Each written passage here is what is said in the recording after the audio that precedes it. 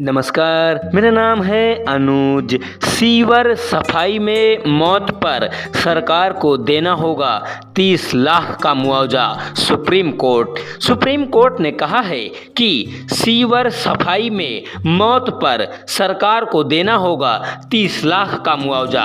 देश में सीवर सफाई के दौरान होने वाली मौत की घटनाओं पर गंभीर रुख अपनाते हुए सुप्रीम कोर्ट ने कहा है कि सरकार को मरने वालों के स्वजनों को 30 लाख रुपए का मुआवजा देना होगा।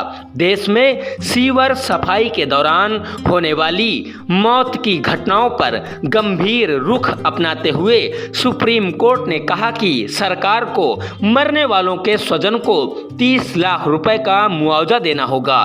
सुप्रीम कोर्ट ने कहा केंद्र और राज्य सरकारों को यह सुनिश्चित करना चाहिए कि हाथ से मैला ढोने की प्रथा पूरी तरह से खत्म हो जाए। सुप्रीम कोर्ट ने कहा केंद्र और राज्य सरकारों को यह सुनिश्चित करना चाहिए कि हाथ से मैला ढोने की प्रथा पूरी तरह से खत्म हो जाए।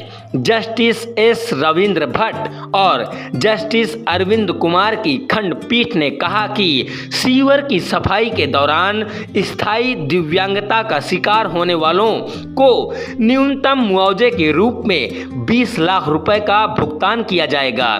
सुप्रीम कोर्ट ने कहा कि सीवर की सफाई के दौरान स्थायी दिव्यांगता का शिकार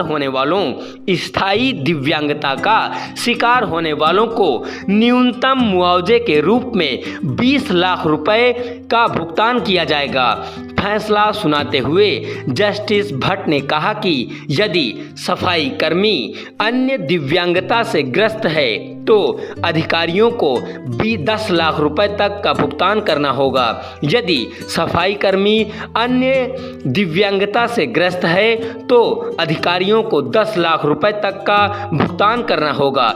अदालत ने कई निर्देश जारी किए जिन्हें पढ़ा नहीं गया। पीठ ने निर्देश दिया कि सरकारी एजेंसियों को यह सुनिश्चित करने के लिए समन्वय करना चाहिए कि ऐसी घटनाएं न हों और इसके अलावा उच्च न्यायालयों को सीवर से होने वाली मौतों से संबंधित मामलों की निगरानी करने से न रोका जाए। पीठ ने निर्देश दिया कि सरकारी एजेंसियों को यह सुनिश्चित करने के लिए समन्वय करना चाहिए कि ऐसी घटनाएं न हों और इसके अलावा उच्च न्यायालयों को सीवर से होने वाली मौतों से संबंधित मामलों की निगरानी करने से न रोका जाए। यह फैसला एक जनहित याचिका पर आया है। विस्तृत आदेश की प्रतीक्षा है।